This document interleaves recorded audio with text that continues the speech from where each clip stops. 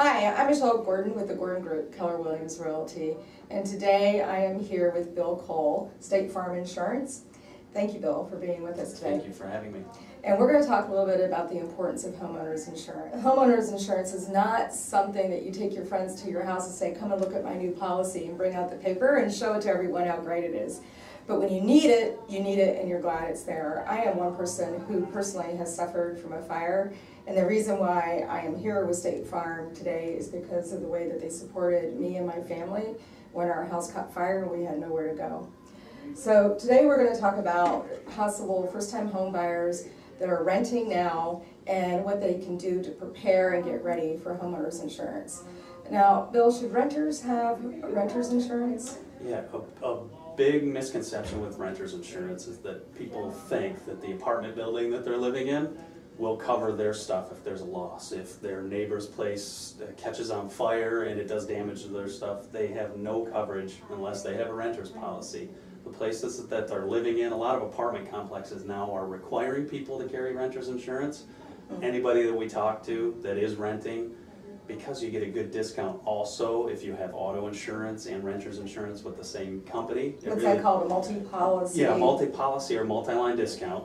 And renters is really a way to cover your own personal property because over time people, with your furniture, your appliances, your clothing, if you take that all into consideration, it could be quite a bit of money if you had a loss. Are all rental policies created equal?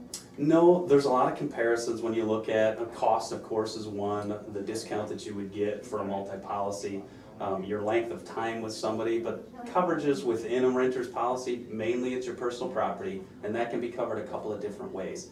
Actual cash value is one way of loss settlement. That is where we're paying an actual cash value minus depreciation on something that you would have lost, that had been stolen or burnt up in a fire.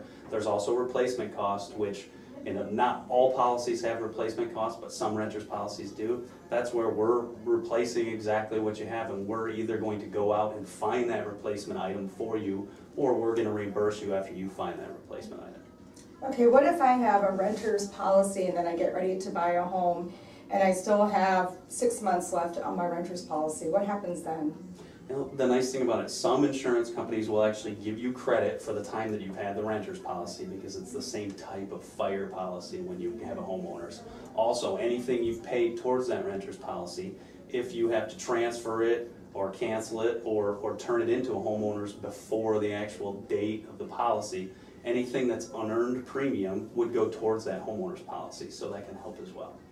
Now, if I'm going to go and seek out a new homeowner's policy, and I've never done this as renters, I've never had it other than car insurance, are they going to check my credit rating? Credit is part of an overall insurance score. Most companies in the state of Michigan, credit is a component of it. It's not the major thing, and it is a soft hit on your credit. So it is not like you're going to get a vehicle loan or a mortgage loan where it's a hard hit. It's a soft hit where it's just part of a score.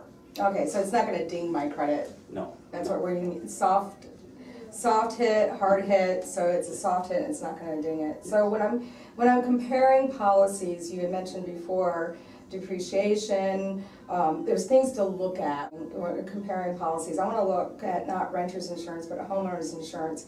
How do I compare to make sure that they're apples to apples? Because when buyers bring policies to me on the same house, I can see a policy for $300 a year up to $900 a year. What am I looking at?